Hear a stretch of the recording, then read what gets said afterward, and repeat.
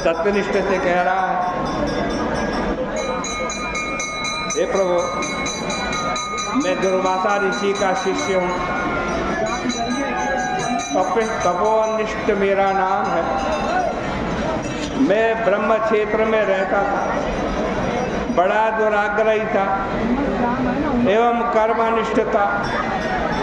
मैंने मूर्खतावश कर्म लोभ के भय से साधुओं के द्वारा बाँची जाती हुई भगवान की कथा का आदर नहीं किया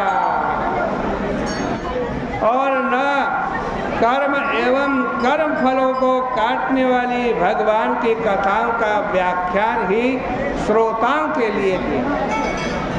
उसी महान कर्म विपाक से मेरी दुर्गति हुई है। मैं अति विकल एवं नाम से छिन्न कर्ण पिशाच हो गया हूँ। किसी प्रकार से मेरे दुख से बचाने वाला किसी को मैं नहीं देखता। भाग्यवश मैं आपकी आंखों के सामने आया हूँ, इससे मेरे पाप चले गए।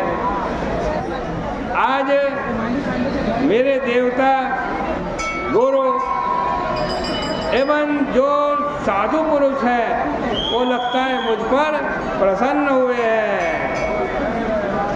मेरे प्रभु विष्णु भगवान लगता है मुझ पर आज प्रसन्न हो गए हैं, क्योंकि मुझे आप जैसे संत का दर्शन हुआ है।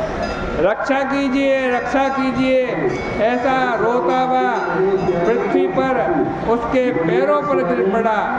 तब महायशस्वी महात्मा सत्यनिष्ठ जी ने कृपा करके तपोनिष्ठ मुनि को अपने दोनों हाथों से उठाया और हाथ में जल लेकर उसे उत्तम पुण्य को, जो वैशाख मास महात्म के क्षण मात्र श्रवण करने से पैदा हुआ था, जो पुण्य उसको इस छिन्न कर्ण पिशाच को दे दिया।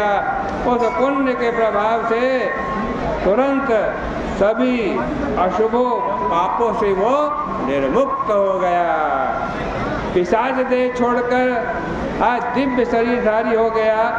दिव्य विमान पर चढ़कर उस महामुनि को प्रणाम करके आमंत्रण कर एवं उनकी परिक्रमा करके भगवान विष्णु के परम पद को चला गया। इसके बाद बुद्धिमान महात्मा सत्यनिष्ठ भी पैठी नसीपुरी के लिए महत्व श्रवण की इस विशेषता को बार बार स्मरण करते हुए चले गए। श्री सुखदेव जी ने कहा, जहाँ समस्त लोगों के मलों को, पापों को दूर करने वाली परम पवित्र भगवान विष्णु की कथा होती है, वैशाख महात्मा की कथा होती है, वहाँ सभी तीर्थ अनेक प्रकार के क्षेत्र आ जाते हैं। जहाँ पर परम पवित्र एवं कल्याणकारी विष्णु कथा रूपी नदी बहती है, उस देश में रहने वालों के हाथों में मुक्ति रहती है। इसमें तनिक संदेह नहीं करना चाहिए। इस प्रकार से